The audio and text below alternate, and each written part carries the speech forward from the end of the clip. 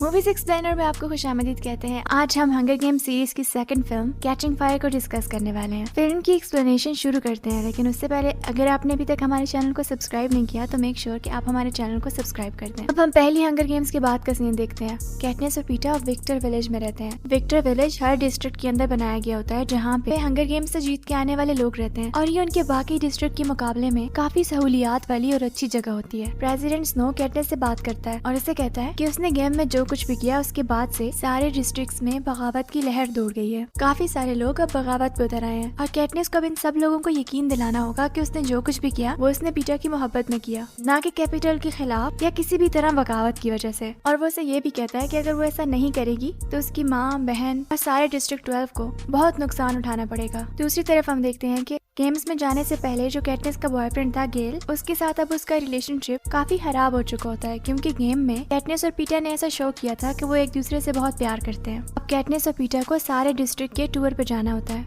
और हर साल जो गेम जीतते हैं वो इसी तरह सारे डिस्ट्रिक्ट में टूर के लिए जाते हैं। अब पीटर और कैटनिस का डिजाइनर सिना और उनके एडवाइजर एमी वहाँ पहुँच जाते हैं और फिर हैमेज, कैटनिस, पीटर, एफी और सिना एक साथ टूर के लिए निकल जाते हैं। अब वहाँ जाते हुए रास्ते में पीटर कैटनिस को कहता है कि हमें लोगों के सामने ऐसा प्रिटेंड करना है कि हम एक दूसरे से प्यार करते हैं, तो हमें अजनबियों की तरह नहीं रहना चाहिए और हमें एक दूसरे से दोस्ती कर लेनी चाहिए। और कैटनिस भी उसकी इस बात से एग्री करती है और उन दोनों में दोस्ती हो जाती है। अब वो सबसे पहले डिस्ट्रिक्ट 11 पहुंचते हैं, जहां एफी उन्हें स्पीच कार्ड्स देती है, लेकिन वो स्पीच कार्ड्स को फॉलो नहीं करते और अपनी स्पीच देते हैं, क्योंकि ये रू का डिस्ट्रिक्ट होता है। और कैटनिस बहुत इमोशनल हो जाती है और इमोशनल सी स्पीच देती है। रू हंगर गेम्स की एक प्लेयर थी जो कि कैटनिस की दोस्त थी। अब कैटनिस की इमोशनल स्पीच सुन के क्राउड से एक आदमी मॉकिंगजय का सिंबल बनाता है और उसे देख के डिस्ट्रिक्ट के बाकी लोग भी वही साइन बनाते हैं, और इस वजह से गार्ड्स उस आदमी को पकड़ के सबके सामने मार देते हैं। और इस वजह से कैटनिस बहुत परेशान होती है। वो हैमेज को बताती है कि कैसे स्नो उससे मिलने आया था और उसने उससे क्या डिमांड की है, और हैमेज उन्हें कहता है कि अब उन्हें अपनी बाकी सारी जिंदगी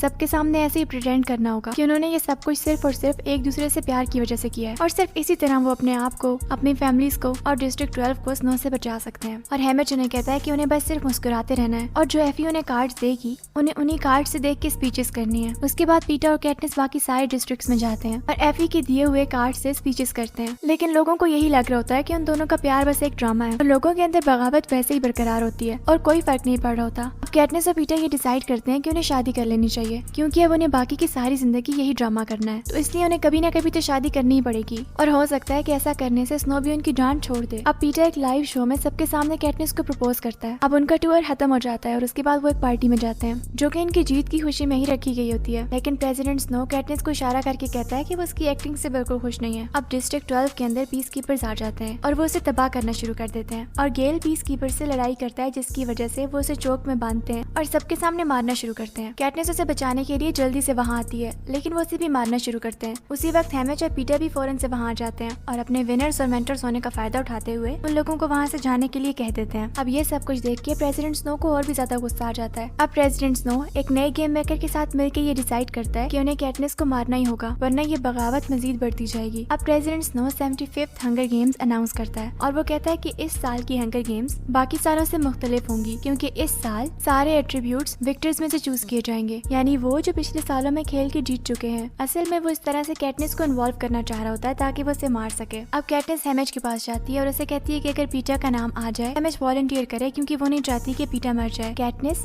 डिस्ट्रिक्ट 12 से सिर्फ इकलौती लड़की होती है, तो वो तो सिलेक्टेड होती है और बॉयज में से हैमेज का नाम आता है, लेकिन पीटर उसकी जगह वॉलंटियर कर लेता है। उसके बाद इन दोनों को वहाँ से ले जाया जाता है। अब हैमेज कैटनिस और पीटर को कहता है कि उन्हें अपने साथ साथी बनाने होंगे, क्योंकि इस दफा सारे विक्टर्स हैं और वो सारे ही बहुत तेज हैं, इसलिए उन्हें अपनी एक टीम बनानी होगी और कैटनिस को सबसे ज्यादा टारगेट किया जाएगा। अब सारे एट्रीब्यूट्स को दोबारा ऑडियंस से गुजारा जाता है, जहाँ सिना ने एक बार फिर कैटनिस और पीटर को बहुत जबरदस्त ड्रेस बना के दिया होता है, जो कि उनके डिस्ट्रिक्ट को, जो कि कानों में काम करने वाले होते हैं, बहुत अच्छे से रिप्रेजेंट कर रहा होता है। और इस दफा के ड्रेसेस पिछली दफा के ड्रेस से भी ज्यादा शानदार होते हैं, जिसकी वजह से सारे लोग कैटनिस के नारे लगाने लगते हैं। अब ये सारे प्रैक्टिस रूम में जाते हैं, जहाँ ये सबको ऑब्जर्व करते हैं ताकि ये डिसाइड कर सकें कि उन्हें किसे अपनी टीम में साथ रखना चाहिए। हैमेज कैटनिस को कहता है कि बहुत सारे ऐसे लोग हैं जो उसे अपना साथी बनाना चाहते हैं, और कैटनिस कहती है कि वो वायरस और बीटी को अपने साथ रखेगी, लेकिन ये बात हेमिज और पीटर को इतनी पसंद नहीं आती क्योंकि वो दोनों थोड़े कमजोर से होते हैं। अब उसके बाद इंटरव्यूज आते हैं और इंटरव्यू से पहले सिन्हा कैटनिस को उसका ड्रेस दिखाता है। कैटनिस ये देख के थोड़ी हैरान होती है कि वो एक वेडिंग ड्रेस होता है और सिन्हा उसे कहता है कि ये वेडिंग ड्रेस स्नो के कहने पे बना है और वो चाहता है कि कैटनिस वेडिंग ड्रेस पहन के सबके सामने जाए। अब हेमिज कैटनिस को कहता है कि सारे विक्टर्स इस गेम को रोकने के लिए कुछ भी करेंगे क्योंकि कोई भी नहीं चाहता कि ये गेम खेली जाए और वो कैटनिस को कहता है कि वो भी कुछ ऐसा ही करे जिससे इस गेम को रोकने में मदद मिले। अब जब कैटनिस स्टेज पे जाती है तो सारे उसको वेडिंग ड्रेस में देख के बहुत खुश हो जाते हैं। अब होस्ट उसे कहता है कि वो आगे बढ़ के सबको अपना ड्रेस दिखाए, लेकिन जब वो आगे जाती है तो सिन्हा के कहने पे घूमती है और घूमने से उसके ड्रेस में आग लगती है और उसका ड्रेस चेंज हो जाता है। सिन्हा ने असल में उसके लिए एक मॉकिंगजय का ड्रेस बनाया होता है और ये सीन बहुत ही ज्यादा जबरदस्त था। ये देख के सारे बहुत खुश होते हैं और सारे सिन्हा को इतना अच्छा ड्रेस बनाने के लिए दाद देते हैं और प्रेसिडेंट स्नो भी ये देख रहा होता है और ये देख के उसे बहुत गुस्सा आता है। अब जब पीटर स्टेज पे आता है तो वो ये अनाउंस करता है कि उसने और कैटनिस ने सीक्रेटली शादी कर ली थी और अब कैटनिस माँ बनने वाली है। ये जब ये अनाउंस करता है कि कैटनिस प्रेग्नेंट है, उसके बाद सारे विक्टर्स एक दूसरे का हाथ पकड़ लेते हैं और ये शो करते हैं कि वो सब उसके साथ हैं और ऑडियंस में बैठे सारे लोग भी नारे लगाना शुरू कर देते हैं कि गेम्स को बंद किया जाए और ये देख के प्रेसिडेंट स्नो शो को बंद करने का कह देता है और जिसकी वजह से सारी लाइट्स ऑफ कर दी जाती हैं और शो को बंद कर दिया जाता है और इसके बावजूद भी गेम कैंसिल नहीं होती।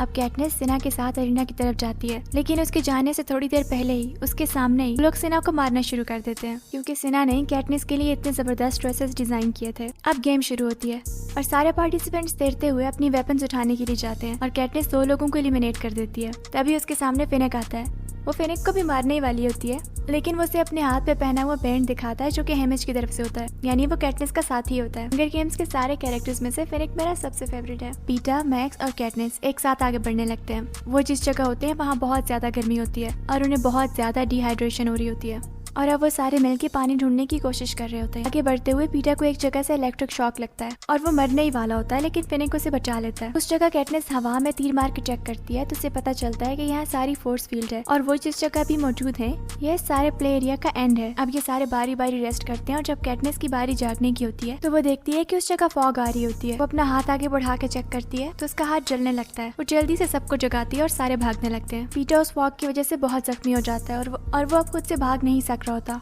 फिनिक ने मैक्स को उठाया होता है। मैक्स ये देख के दी फॉग में जाके कुर्बानी दे देती है ताकि फिनिक पीटर को बचा सके और ये तीनों वहाँ से बच के निकलने में कामयाब हो जाते हैं, लेकिन तीनों की हालत बहुत ज्यादा खराब होती है। उनके पास ही वहाँ छोटी सी नहर होती है और कैटनिस जब उसके पानी में हाथ रखती है तो उसे बहुत जलन होती है, लेकिन उसका हाथ ठीक होना शुरू हो जाता है। वो बाकियों को भी बताती है और उसके बाद वो सारे ठीक हो जाते हैं। और वहाँ से आगे जाने पे उन पे अजीबो गरीब चीजें अटैक करती हैं और उनमें से एक चीज पीटर को मारने ही वाली होती है, लेकिन उसी वक्त डिस्ट्रिक्ट 6 की एट्रीब्यूट पीटर के आगे आके अपनी जान दे के उसे बचा लेती है। उसके बाद वो सारे बीच तक पहुंचते हैं जहां इनकी मुलाकात डिस्ट्रिक्ट 3 की वायरस और बीटी से होती है और इसके साथ साथ डिस्ट्रिक्ट 7 की जोहाना से। और वायरस वहां बार बार एक ही बात कह रही होती है, टिक टॉक, जिसकी वजह से कैटनिस को समझ आ जाती है कि इस सारे प्ले एरिया को एक घड़ी की तरह से डिजाइन किया गया है। हर 1 घंटे के बाद वहाँ कोई ना कोई मुसीबत आती है और ये मुसीबत किसी एक जोन के अंदर आती है। अब दूसरे एट्रीब्यूट्स वहाँ आते हैं और वायरस को ग्लास मार देता है, लेकिन ग्लास को कैटनिस मार देती है और इसकी बहन को जोहाना मार देती है। फिनिक को भी एक प्लेयर जख्मी कर देता है। अब गेम मेकर्स क्लॉक को घुमाते हैं ताकि वो उन सबको परेशान कर सकें। बीटी ये मशवरा देता है कि उन्हें बाकी एट्रीब्यूट्स को बीच की तरफ लेके जाना चाहिए और उन्हें इलेक्ट्रिसिटी से मारना चाहिए। अब वो जाल बिछाना शुरू करते हैं, लेकिन तभी उन पे कुछ एट्रीब्यूट्स हमला कर देते हैं।